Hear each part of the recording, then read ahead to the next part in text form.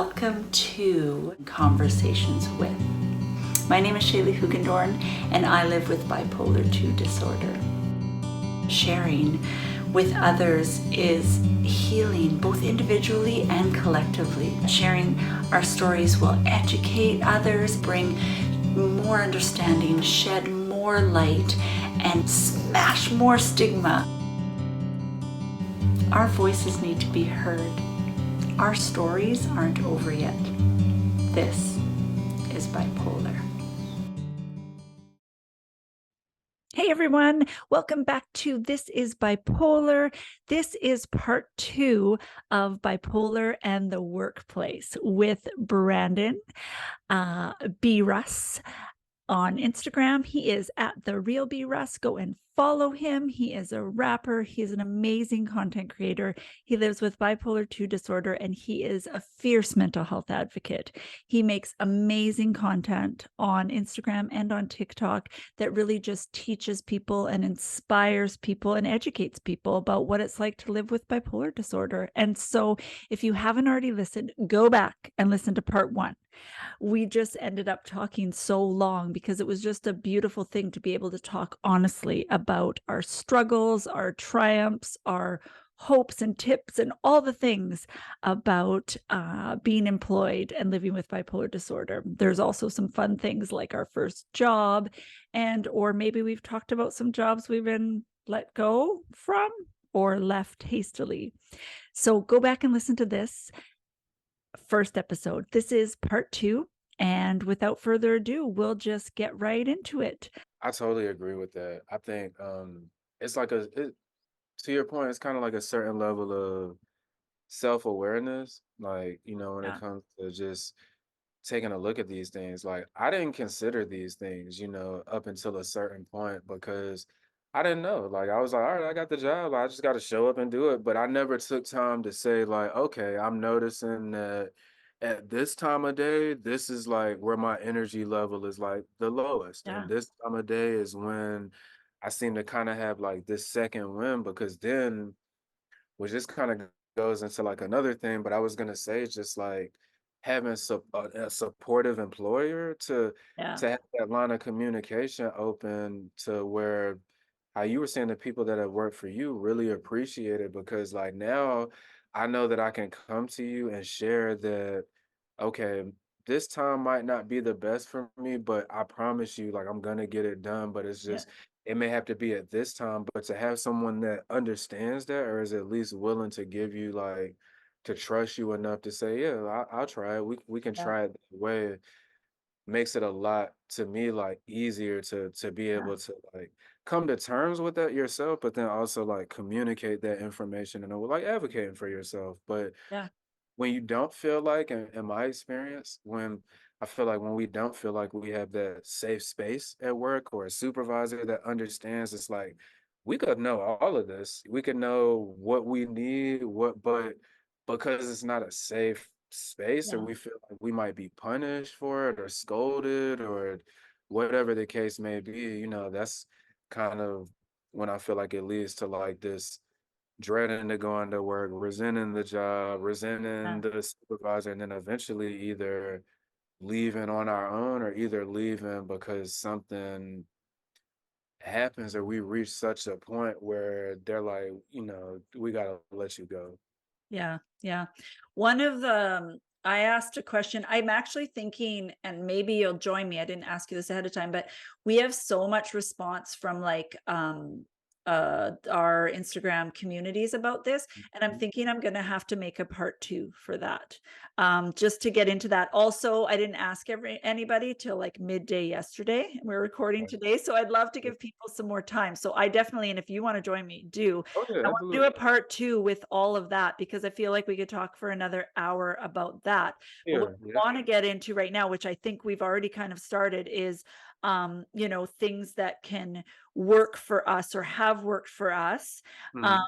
and then also just yeah, just wrapping up kind of with that. And then the next one, maybe we could share other people. I love it. I'll share. It'll be all about sharing other people's Right. stories and taking Yeah.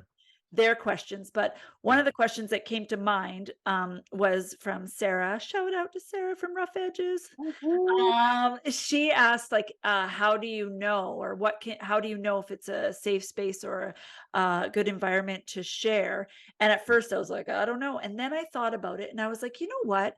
In interviews, I think in the past, and well, still now, but I think the expectation was just to, I remember them saying, if they ask you your weaknesses, always say you're a perfectionist because that makes you look good. Or, Uh, do you know what I mean? You're desperate for them yeah, to hire you. But yeah. I think also think about it as they need you. So it is Mhm. okay for you to ask questions. I would Oh, have never absolutely. asked questions or any that didn't just pump them up, right? Mhm, But mhm. ask, like, what do you have for services, do you have for this? Do you make accommodations for Yeah. certain things like Mhm, this? And mhm. I think that if you want to be there for a long time, I think you can ask those things ahead of time because, like you said, otherwise you get yourself in situations that make us sicker, Yeah, right? yeah, I And I agree. think making those lists that we're talking about what helps, what doesn't help, Mm, your work plan. I would completely suggest mhm, Julie mm. Fast's book. She has a Okay. Mhm, whole chapter mm, on work history, and she has where you can fill it out, and it asks you these deep questions and different things, how you can make a plan and an mm, honest plan and an honest picture. So I totally recommend this. Go follow her. She's a yeah, bipolar researcher and she lives with it. Um, but if you need it to have it written down, but my what I wanted to add to that is try and do it not when you're at the height of hypomania and the height of depression. Maybe jot down a few things, but go back and check yourself when you're not, because your brain does lie to you during those yeah, times. It yeah, may say this is really helpful when you're hypomanic, but really it just feels good when you're hypomanic, yeah, but is detriment. I would say that. And I would say, like, find someone close to you and ask them, like, hey, me, kind of my cycles. Have you noticed anything that helps? yeah, Or your friends might notice, when I talk to you like this, you're much more responsive. And I'm like, mm, oh, so then I'm able to make a list with my husband about, things not to say, yeah, kind of. And if you have yeah, those ideas and triggers, just you have to, like, almost over prepare. It's like you need mhm, to have, like, a binder on yourself, yeah. right? Yeah, And it feels very, like, over-prepared until you need it, then it's like, "Oh, like, exactly.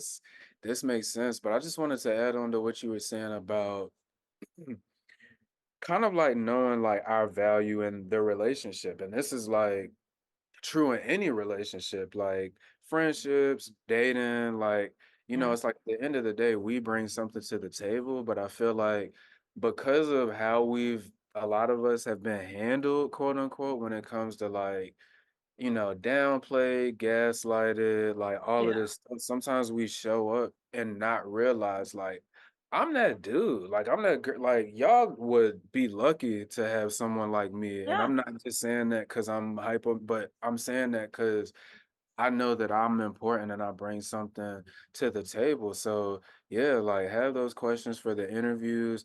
Yeah. I would also say, like, even beyond the interview, like, in getting the job and kinda, like, Yeah. figuring it out, like, really look at how other people are treated there, like, how especially in moments of, like, I don't wanna say conflict necessarily, but Yeah. more like when people aren't doing well, like, or Yeah. aren't performing the way that the job expects you to, like, okay, like, sit back and watch how, because it's easy to treat someone well when they're doing what you want them to do, but, like, I feel like a true test of character, whether, like, personal or, like, the character of a business or corporation is, like, how do you treat your employees when they're not doing what you want Yeah.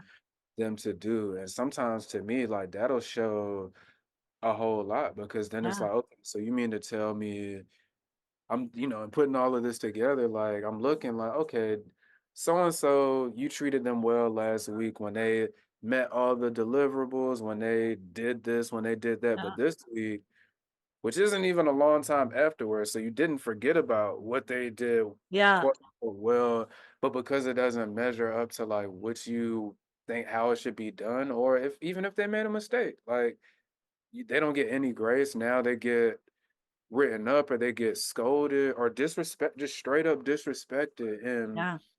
I think that's, like, a really you know, it's kind of like a general way, but just like without knowing like everyone's specific situations, like Yeah. I feel like you'd be surprised how much you can learn about a place you work if you just sit back and just like Yeah. look at what's actually like going on. Yeah. And Mm, do they just reprimand and scold, or do they try and find ways to help you be successful? Right? Like, yeah, yeah, for yeah, sure. yeah. Because my thing is like I don't have a problem with criticism. I actually that I lie. I'm scared of criticism because Yeah. it taps into like the people pleasing, like Yeah. scared of rejection. But it kinda makes it a little bit easier when someone criticizes me, but then they tell me like, "Okay, but you did this well," or either like, "This is how you can do it better," but like just straight up, like I've sat and watched or and just experienced myself where like I'm ready to step in for my coworker, like, "Don't talk to them like that because you wouldn't talk to anyone else outside of this job like that. You feel brave enough to talk to us like this just because we work for Yeah. you? Nah, like we're not gonna do that." So, Yeah. For yeah. sure. For sure. I agree. I think, yeah, I think, asking for what you need, and Mm. then if they can't do that, then, for your mental health, you might need to step away, and you might need to, you know, uh, figure out ways to, explain gaps in your resume, those that's a really hard thing. A lot of people were bringing up that. Have you had that experience? Oh my gosh, yeah. What do you say? Yeah, so most recently, I actually had that experience because I haven't really talked in detail about this, but I'm sure a lot of people that have followed by now, like, probably realize, like, that's what's going on, but I was about to say, um, so the job I got back in September, like, they fired me, like, in January because just taking the time off to, like, I just those days where I just couldn't handle going in, and eventually they were pretty much like, "Alright, so you either gotta come back now or either, like, this is over." So I just interviewed for a part-time job at a like a pretty cool like company, just doing like some restaurant serving and things like that. But when I interviewed I was like, this is gonna be the first question they asked because I only worked there from September until, like, December, January, I didn't list it on my resume, and so Right. my last job listed was from last year, and so he was like, "What have you been up to?" And I was like, like, I wanted to be like a little a little this, little Yeah, that yeah. here and there, but I was like, Traveling the world. yeah, finding some way to make it Yeah, sound good, but, like, my thing is really just I think what's made me comfortable in having, like, some real conversations behind that, depending on yeah, the setting and depending on the job, is just, like, I don't feel like I or anybody should have to feel ashamed that, like, yeah, I had this gap, but the reason I had it is because I I had to take care of myself, and I care about myself enough to honor that, and you're not gonna make me feel guilty or feel less productive or whatever it is just yeah, because I didn't work from this time to this time because it really doesn't have anything to do with what I can do here. If yeah, this is a right fit, I might work here for 5 years, but that doesn't have to do with me not working from last year up until now because but I yeah, think some of that even comes down to getting some of the ownership off of us, but really on like employers, like yeah, knowing the right questions to ask because if you're literally just trying to figure out how I can serve your company, then yeah, that might put me in a tough spot to answer that question because I can tell based on the lack of care in this conversation that yeah, I have to answer this a certain way because it's dealing with my productivity. But if I gather that you actually care about me more than just a worker, then I might be real with you about why I was off this last year because I had some health issues to tend yeah, to. But I'm good now though, and I might have some to tend to later. But I love myself enough to honor that, and it's much easier said than done, but I'm trying to get to that point where I don't necessarily, like, guilt trip myself for these gaps because they weren't just for nothing. They were like, I needed that time. Yeah, yeah. Tell me about, have you, what employers did you tell that you had bipolar disorder? And maybe could you tell me an instance or a story or an experience about, when you told them, or how people are asking about that. I don't think I'm super helpful with that because I am a teacher on call and I go to like 20 different schools. I Mm. don't have, and because I'm a sub, so I work when I want. So I'm usually pretty good at what I do because I go when I'm doing well. Luckily, I absolutely recognize that that is very privileged. My husband has a full-time job. I'm able to do that. We have a renter that Yeah, pays bills. So, I know a lot of people be like, well, we can't make our schedule whenever we want. I recognize that I've been able to set up my life like that, but I don't have to tell people because I'm not there long enough. Like I'm not, right. I don't have, I'm just starting to get deep relationships with some schools, but it doesn't come up in that way because yeah, it just hasn't had to. So I don't have that. And it's not because I'm afraid to. It just wouldn't make sense for me to tell a principal that I saw one day, like, hey, guess Yeah, what? I'm bipolar. See ya, I'm gonna go be with this class for the day. Like, do you know? right. Yeah, I know what you So mean. I'm always curious about others people's experience. But if I do get a full-time job or whatever, eventually I will have to, or people find out because of the podcast. I mean, it's on the Right. interwebs. Yeah, But yeah. yeah, tell me a story or tell me your experience with disclosing it and how that went. And, I got you. Um, so I would say like if I started working like full time in like 2010, 2011, I would say I didn't really have the only time between that time up until maybe like 2016, so like about 5 to 6 years, the only time I would kind of be maybe a little bit more like raw or like transparent about it would be like when I felt like I had to be because I'm like, I have to tell them something because they're gonna yeah, be like, oh, like like you can't just continue to take all this time off and things like that. But now it's more and again, it depends on the company too. So a lot of my work has been like in the mental health field. So right. like this last interview with the company, I got the job that I just got let go from.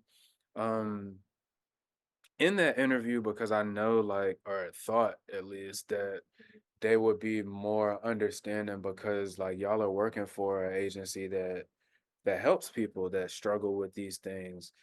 Um, you know, I can't remember exactly what they asked me during the interview, but like in an effort to show that like I'm probably one of the best candidates for this job because I live with this. Like this isn't a check to me. Like this is my life we're talking about here. So I just told him I didn't tell him it was bipolar at the time, but I was just like, I've struggled with a lot of the things that the clients that we're serving. Like I've struggled personally with those, and the hope is always that they wouldn't like use the information against you. And I don't necessarily think they used it against me, but I don't feel like they really care with the way that they handled me when it all went down because it's like y'all wouldn't handle them like this. Y'all wouldn't kick them out the program if they whatever. Like it's people in the program that haven't paid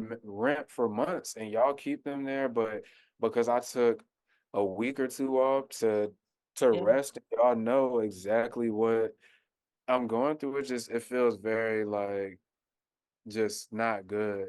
So yeah, I think it's just like filling it out, and I don't think it's really like that's it's hard for me to give like a direct answer because it of it depends course. like so much like your personal comfort, kind of like Yeah. stuff like that. Yeah. And I know I don't have experience with this, so I'm going to ask the community, but I know like if you have like disability, like I had a hard time, struggling with that, but essentially if you look at the definition of disability, right? then if you have that, you can ask for accommodations. But then again, it's like they'll see you have a disability, so might not hire you. So it's Mhm. tricky. It's tricky, Mhm. and we don't um, Yeah, have the answers for that. And yeah. I yeah, wanna say something real quick. So, yes, please. because this I'm kinda like as I was explaining, like, in the thick of this, so, like, this is how I feel about accommodations. I'm not trying to sound negative or pessimistic because everybody's situation, employer is different, but, like, one thing I've learned is every accommodation isn't really an accommodation. Like I feel like some companies say they give accommodations, and I feel like it's really a way for them to feel good about, or maybe not as bad about some of the ways that they treat some people with Yeah. disabilities. But it's like this isn't really an accommodation. So like I'll give you an example. So like um and maybe not to put it all on the job. I think it's more like a systems thing. But Yes. so there was a job where I ended up taking off pretty much essentially like 3 months off of work, where it was like a whole season. Like summertime, I was at home the whole summer, came back. But okay, like the accommodation is that all right, with this health insurance, I have short-term disability benefits, like long-term disability. But okay, that's cool. And that's gonna protect my job. But then now I go to my psychiatrist and tell him, "Hey, like I'm not able to work. Like, can you help me fill out this?" Do you know my psychiatrist charged me $300 to fill out my short-term disability paperwork, knowing that I don't have a job? Like, and I had to pay it because if I didn't, then I would lose the job. Yeah, I could have just gone to somebody else, but the time it would have taken for them to then like get to know me enough to trust writing this paperwork. But looking back, and I'm appalled because my thing is like, luckily I was able to figure it out eventually, but I'm thinking about maybe someone who couldn't figure out like anything close to that. But yeah, so on the surface, it looks like I'm being accommodated because yeah, like yeah, he's got a job, they got insurance, he has disability benefits, but that link in the chain that I just explained Yeah. really could have made or it could have broke down the whole chain because now you're putting me in a position where this sounds good from the outside looking in, but when you really get to like the Yeah. nitty gritty of everything, and then the other thing real quick is,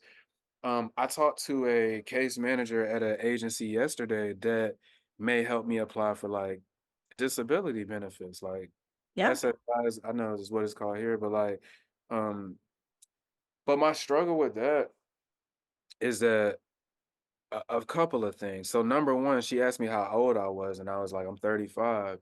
She told me that I'm gonna have a hard time getting disability benefits because the country looks at me like, yeah, I may have a disability, but because I'm young or younger, I'm supposed to be able to basically figure it out. You know what I mean? Then the second part that is very like confusing, but it really makes me angry is that so then I was told, yeah, so this case could take anywhere from like 9 months to a year to a year and a half. And I can't work while my case is pending because if I were to go get a job Yep. while this case is pending, they're gonna look at that and be like, oh, he can work, so we don't need to help him. And then if I get denied, there's like a waiting period. I can't even reapply immediately. So like, yeah, on paper, yeah, it looked like you just get benefits. Like just I had a friend ask me the other day because I've been struggling over the last few days. I had a friend ask me like, why don't you just get disability benefits? I'm like, dude, like it it doesn't pay a lot. Number Yeah. one, like we're talking like maybe 900 and something that I Yeah. usually would see with my clients a month. That's not even enough to pay rent some Yeah. places. But then now to tell me while I'm on this, like I can't even get a part-time job. I can't, Yeah. but y'all are gonna look at me like, oh, you're supposed to be able to do this or do that. Yeah. But it's like, no, I'm just trying to survive. Like nobody can survive off of No. $100 a Yeah. month. Like, I I think saw you're right yeah. talking about systems, because it's like you either have to be, completely desperate, or they make you, worse. It's almost like the privileged get help, right? Mhm, And mhm, it's gross. And I think Brandon would agree with me. That is why we're sharing. That is why we're trying to get the stigma. mhm, I want it to be taken as seriously as maybe, and I don't know about how disability works with this, but I also do know there's more sympathy, etc. If I had cancer or something, if I had diabetes and I needed mhm, accommodations and I needed them now, I think mhm. I wouldn't have to wait a year and a half. And I think that the way that it's set up, it makes people sicker. And Yeah, then it was like, it would save the government money if they could just, it's so messed up. And I it's a think, whole thing.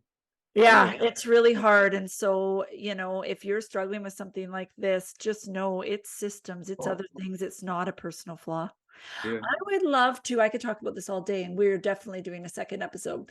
Um, I would love to end this with a word of encouragement to someone right now that's maybe not working, or maybe they are, or maybe just got diagnosed and scared. Maybe just a word of encouragement. I mean, we're not going to be toxic positivity, like you can do Uh, just push through, but just something we could say. I would love for you if you wanted to go first, but yeah, just something that you could say to someone, because my greatest hope is that people feel seen and heard and loved, and know that the it's not your fault.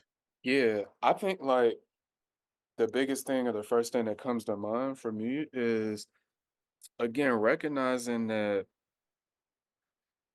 how can I say this? Like whenever we take on this like ownership of oh like I'm lazy or I can't have a job, like we're taking on an identity. And a lot of times it's an identity that's based off a comparison to something that's broken. And so knowing that in a lot of countries or societies that are strictly just driven by like money and productivity, of course you're gonna be lazy to them because at the end of the day, is your behavior making us money or is it not making us money? And so I think sometimes when we take on that like lazy identity or whatever it is, like we really lose sight of like our value as just being like not what we can do, but just being. And I feel Yeah, like the encouragement I would give is just despite how you feel like you perform on a job, despite the praise you didn't get, you feel like you deserve, despite the embarrassment, the whatever the case may be, just first and foremost, outside of work or anything you can do, like you're important just as a person and really owning that part of your identity because then when you're challenged with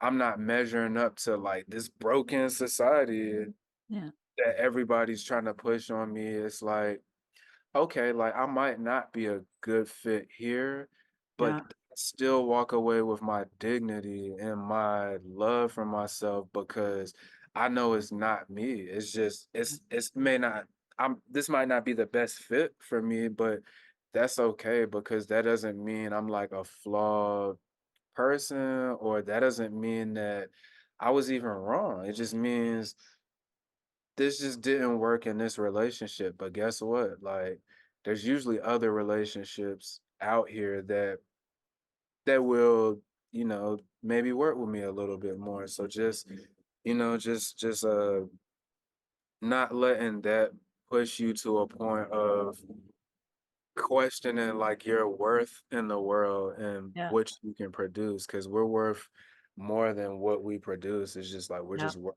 just because we're beings. We're here. yeah. Like, we can't wrap up our worth in our productivity, because Yeah. that it isn't a fair comparison, and Yeah. it's a Yeah. construct, right? Yeah. Capitalism. Ah. But yeah, Yeah. I think I would say too, yeah, like if you aren't working and you can't work, and if all you can do is breathe and get through your day and stay alive, that's work. and Mhm. that's some of the hardest work. And Mhm. I just want to recognize the hurdles that we have to go through, and um they're very, very real. And it's unfortunate that we have to learn to be resilient. I know when people say, oh, but you're so resilient, I'm like, I don't have a choice.